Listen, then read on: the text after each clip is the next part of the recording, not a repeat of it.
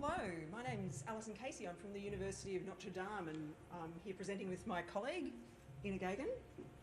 And we want to talk about a problem that all of us academic developers and learning technologies developers have, is that we've seen lots of presentations on fantastic technology that we can use, but we can't get academics to use it.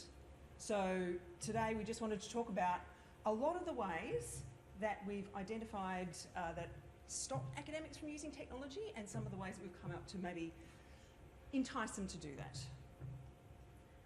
So the context that we're talking about is that we're quite a small university, and one of the things that our university has traditionally prided itself on is that we're very much a face-to-face university. So technology has never been a massive priority for our leadership.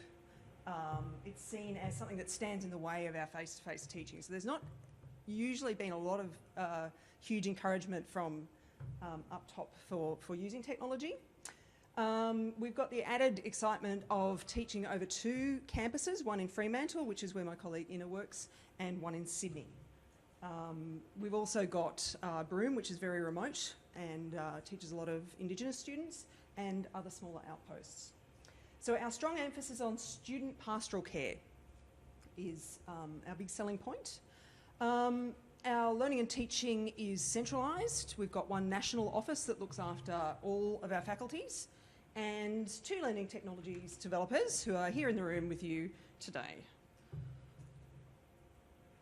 So this is how I'm going to set it out. Why academics should use TEL, and obviously everybody here knows that, so we're going to just skip through that. Why they don't, because I think to get academics to use technology-enhanced learning, you really need to get into their psyches and find out why they're not using it. And some of the models of engagement that we've found to work. We're going to go through what we've tried, what's worked for us, and what hasn't worked for us. And then we want to go through kind of the case studies, some of the typical academics that you come across, and how to encourage them to upskill themselves in this area. So you already know this. Why should academics use technology enhanced learning? Students expect it. They're coming from high school now. I've noticed this in just the last couple of years. They've come from high school, and the high school's got a learning management system. They are expecting to find lectures online. They are expecting to find their notes online. They're expecting their assessments to be online. They're expecting to be able to access the content of the courses by video. They're expecting podcasts. They're expecting multiple modes of delivery. They find it more engaging than just going to lectures the traditional way and listening and taking notes. I'm involved in teaching as well, and I'm finding more and more my students need flexibility. They've got 2, 3 part-time jobs. They're single mums. They've got other family responsibilities. They're looking after their grandma. They need flexibility. They can't always get into campus. They need to find their course content somewhere else. Technology is also a really fantastic way to implement universal design, and by that I mean accessible learning. So technology has had this amazing side effect of being able to deliver much more accessible content to students.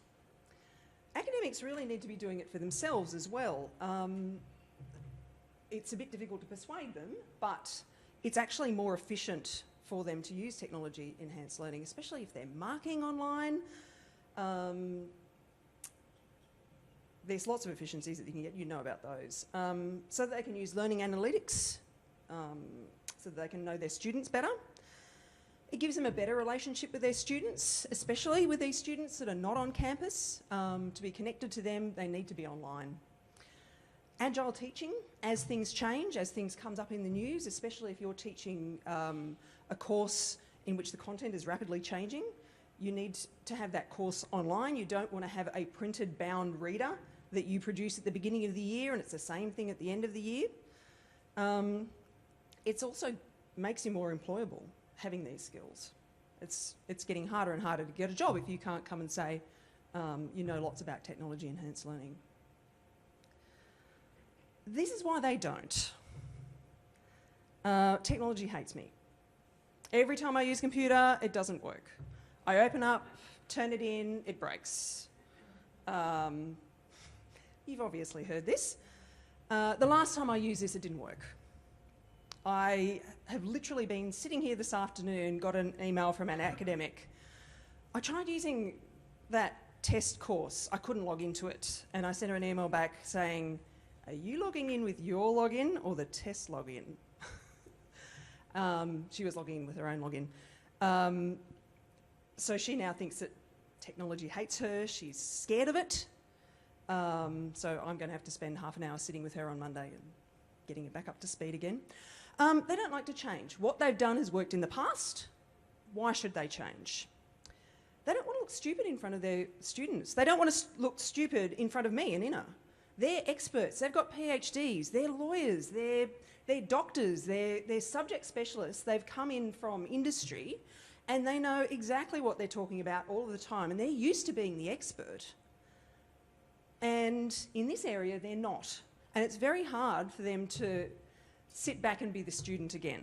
So that is a really big reason that Inna and I have found that academics resist learning more about technology-enhanced learning. And sometimes they just can't see the point. Why should I use this? So we've spent a lot of time trying to work with academics to get them to use it because we know that that's what they need to do. Looking at it from the lens of change management theory, this is why people are resistant to change. Not academics necessarily, but anybody in any institution or business. They fear losing their mastery, so I've just touched on that. They feel a bit destabilised. If these changes are going on, what is that going to mean for me and my job? Am I still going to be the expert? They might lose status. Somebody else might come along who's better than this, so I'd better stay in denial about that. Tyranny of cost, again, why should I change? So that's the general theory that applies to anybody that you're trying to get to change. Also, change management theory tells you a little bit about how institutions can possibly change, and the traditional ways of changing institutions you hear about are top-down or bottom-up, structural and political. Top-down is when you have the people running your institution, your deans, your vice-chancellors, your DVCs, saying you're going to be using these systems, this is just how it's going to be. Because of our history, that's not how it is at our university. And I know it's not how it is at a lot of other universities as well. So we haven't got that coming from on high. It's all been very lukewarm from up there. Bottom up is when you've got the grassroots. You've got people on the ground going, oh, we really see the point of this. We really need to, buy new systems. We need to be upskilled. People coming to us and asking for training. We don't get that either. So that model of change management does not work for us at all. So we look to another model of change management, and that's more systemic. It's a system called the Transformational Intelligence Model. I knew I'd never remember that. And that's got 3 parts to it, and one sort of overarching thing. Motivational intelligence, which means that the people you're trying to change need to have shared values with you. So in our university, that's pastoral care. That's looking after the students. We are going to best look after our students by providing them with this much more integrated, technology-enhanced environment. So that's where we come to academics with motivational intelligence. Process intelligence means that they need to get the subject knowledge. They know that they don't have it. We need to find ways to give them process intelligence. And then there's relational intelligence, and recognising the importance of relationships within the universities, with their peers and with us and with the students. Once we've got all of those 3 things in place, and a little bit of creativity over the top, which means that we've got the ability to find creative solutions to the problems that are coming out of these transformational things that we're trying to impose on academics, then we've got somewhere that we can change from. So that's the model that we've found works better for us, rather than the traditional top-down, bottom-up type thing.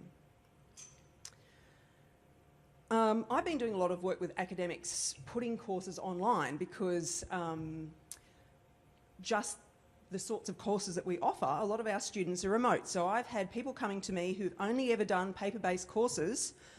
I've got students in Wagga, I've got students in Burke. I don't know what to do because I've just realised I have to put my course online, and could you please help me?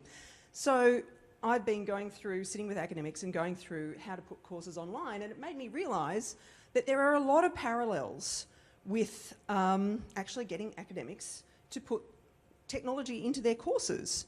So for a successful online learning course, you need multiple modes of delivery. You need little videos, you need transcripts, you need podcasts, you need little activities, you need reliable communication, you need your students to be able to get in touch with you, you need your information to be in small chunks, you want just-in-time delivery. And all of these things are true when you're trying to support academics to use new technology. So I found that academics want to see me also face-to-face, which is not part of the online model, but they also want to be able to watch a little video. They want to maybe have a step-by-step through one of their processes available to them, like a printout that they can put on a corkboard. They want to know that I'll respond to their emails or phone calls, so they need reliable communication. They need to know that basically that I'm there for them, that INA's there for them, which again, they need to be able to meet me and trust me for that to work. And we found that without all of these things in place, it's very difficult to get academics to change and to start embracing new ways of teaching. This one's for you, I think. These are some strategies that INA's been using. We will model you out today. So here is another very little model. It's called the ARCS model of motivation developed by Keller. And it actually provides a very straightforward, very simple little framework to develop suitable strategies to encourage the academic faculties to use TEL. So the model states that a person's motivation in relation to a topic can be influenced, and you do it by gaining their attention, by making the topic relevant to them in particular, by building their confidence and making sure that they feel confident that they can gain mastery of the topic. And finally, you build in satisfaction, which is some sort of reward at the end. So what we've been doing, attention gaining is about awareness building. And what we've done, like Alison said, we're very much face-to-face based. So we actually designed and printed out a number of materials, and we went to each school on each campus and we asked for those to be placed in notice boards and staff kitchens and so on. And we had QR links in our promotional materials, and we had our photos and names, so we get some sort of recognition. Now, what else we did? We, Alison actually started the Twitter, the LTO Twitter, and we also run a phase group for sessional academics who unfortunately get cut off in between time periods, and they really do enjoy being still connected because they can't log onto the system anymore. So this is our attention gaining strategy. Relevance has to do with timely emails and little tools such as, for example, a calendar that we developed which pins certain tools to the weeks of teaching. So it's all about just-in-time offers.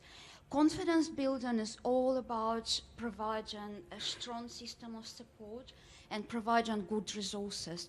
And what we started doing, we are building a big contextualized resource of materials, and it's both guides and little videos, step-by-step instructions, and it's a project which basically is ongoing, and we keep advertising, we keep putting the links everywhere, and we saw huge changes to the number of hits that we actually get for the resource. And finally, satisfaction. This is an interesting one because you would have noticed that when we talked about rewards that they get from using TEL. Those are all intrinsic rewards. So my question to you is, how many of your institutions actually offer explicit extrinsic rewards for using TEL? Could you please stick your hand up if you do offer something for TEL? Oh, not that one.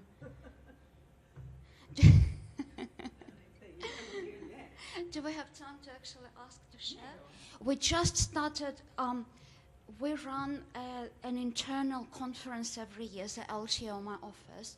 And last year, for the first time, we actually offered a reward for a project which showcases TEL and how it engages students. So but this is, we're just starting. Our model sounds very similar. We have an award every year around technology-enabled learning. It's part of our bigger Teaching and Learning Awards structure. So we've sort of leveraged off of that. Thank you. Yeah, I think that's probably one of the reasons why. Someone else? We have the Learning Teaching Development Fund, which allows departments or schools to do projects with TEL. Right. And so we So grants. yeah, grants. Right. That's excellent. Yeah, that's basically what we aspire to encourage it. And So many aspirations. this is an example of one of the materials that we actually distributed along the campuses. It's probably too far for you to use a QR link, so this is what our website looks like. Each of those quarters is clickable, and when they click, they go to all of those materials covering the bits and pieces. This is our calendar, which we send out at the beginning of each semester. And as the semester goes on, we also send timed email to all academic staff, basically encouraging them to look at particular tools that are good to use at this particular time of the semester. Now, unfortunately, quite a number of tools have not worked out. What we found out that with workshops, people want to know just a little bit they want to know. And we had workshops when people actually stood up and walked out as soon as they got that little bit of knowledge. It's a very wide curriculum with us, and we find it's quite difficult to cater. That's one of the reasons we actually do quite a few one-on-one sessions, and Alison will talk about why we do it despite being inefficient. Newsletters. It probably did have some effect on, spreading the word, but we don't get many people, come to us and say, hey, I read your newsletter and I want you to teach me this. Zero. So we started, I come from Curtin University about 2.5 years ago. I was at Curtin. I see some friends here. And at Curtin, they actually offer a drop-in session, which is advertised once a week, every week, and people can jump in and ask questions, play with the tool, whatever. So we tried this, and we had it for, I think, 10 months? Yeah, it was a long time. Long time, so close to a year. Zero, not once, which was very We sad. advertise it everywhere. Does not work. No. Go back to Alison. Oh, thank you. Has anybody tried one of those drop-in sessions that does work? No. Yeah? Was it live or was it online?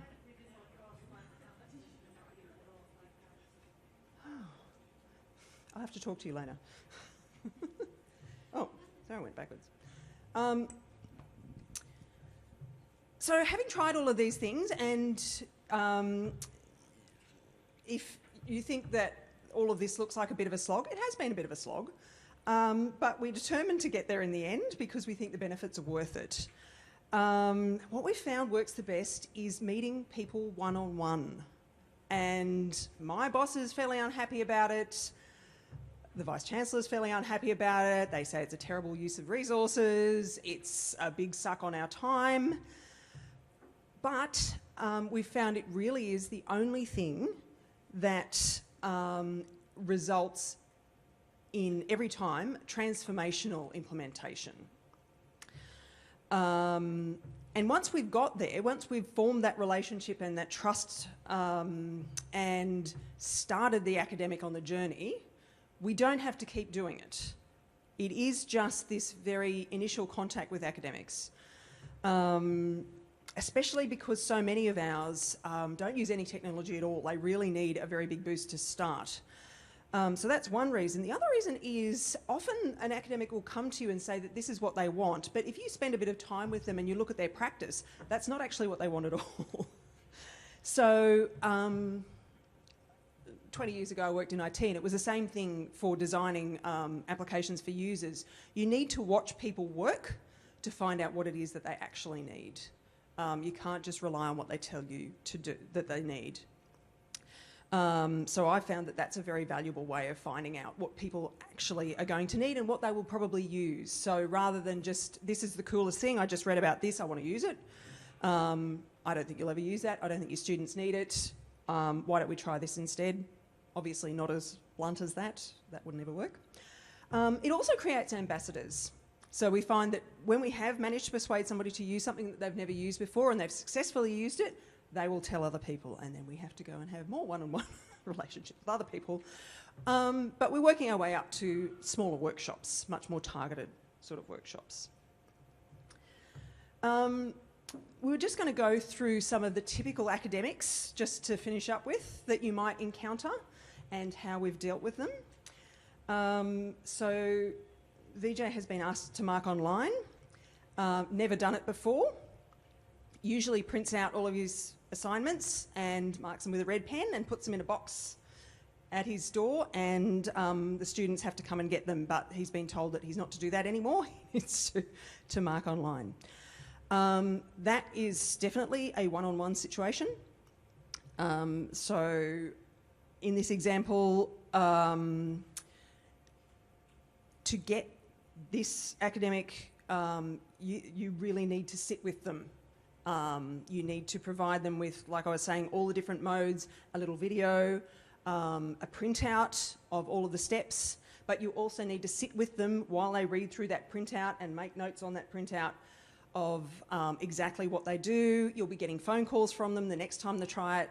I found it's like after about 4 or 5 goes at whatever they're trying to do, marking online or whatever it is, then they're ready to let go. But until then, they really want you to watch them do it, because these academics are worried that there is a self-destruct button on their computer. They just haven't found it yet. So that's one type of academic, and they tend to be ambassadors. Once they're converted and they've got this, they actually get a bit of a rush. It's like, oh, I never thought I'd be able to do this, and now I'm doing it. They're the ones that will tell everybody.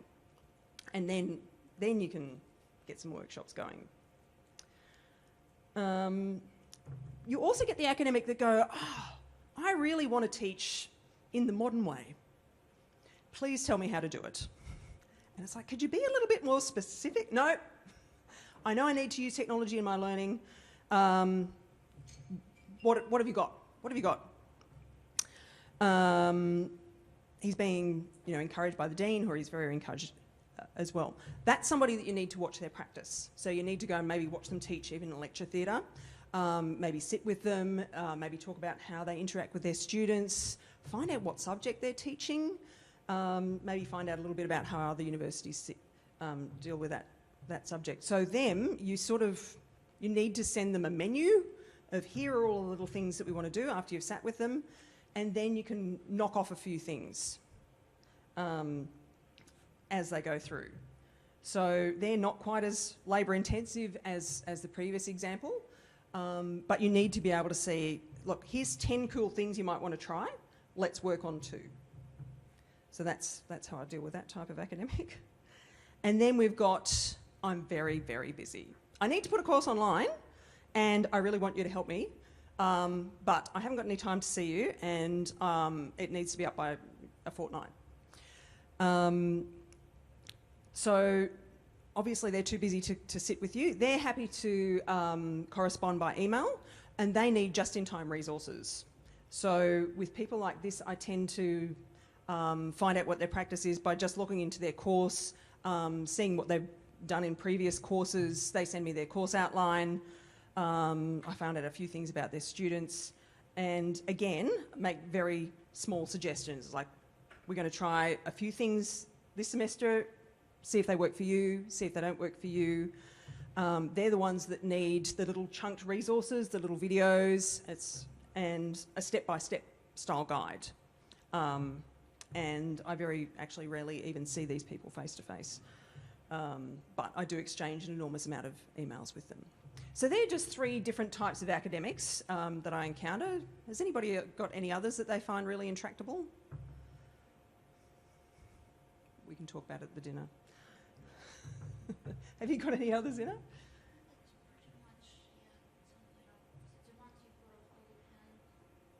Yeah. Yeah, the ones who are quite happy to use, if you point them to the right directions, they are very educated, they will follow, they'll work it out. Mm. But yeah. Yeah. So we've put in a year of, yes? I think we assume academics are all very confident, if not with the technology, just in themselves. Just generally, yeah. Yeah, just generally confident. Mm. People, and I think we forget that some of them are very introverted, and I've been helping one lecturer that suffers from anxiety, like crazy anxiety. Yes. And so that one-on-one, gaining his confidence, not making him feel silly or... Yes. So I think we forget that academics aren't always big, confident, loud, talking. No. The stage type thing. That's right. And even the ones who present as if they are not necessarily, they're the ones that really don't want to look silly in front of the middle-aged woman who's come in to help them. No, but that's exactly right, and that's exactly what we've found. So despite what our bosses think, we are going to have to still keep meeting people face to face, because we've tried all sorts of things over the last year, and we're finding that this is what's getting traction. This is what's getting people calling us and saying, oh, we heard you helped so-and-so do this thing. Do you reckon you could come and help me, or me and my colleagues do the next thing? So that's what's worked for us. I think it's also if someone, they say, oh, if VJ could do it. Yes. Yeah, it's a bit of a, the ones who takes quite a bit of resource, oh, if he can do it, and he loves it, and he never ever touched it, I should try, I should give it a go. And but it's almost geographical. A person, this is their office in the corridor, and all the neighbors around them will come and see us, or they will actually go and see him, and he will show them what to do. And by the time they come to us, they only need a tiny little bit of a, so. Yeah. So winding up, it's relationships and it's being reliable. That's really what it comes down to. Thank you very much.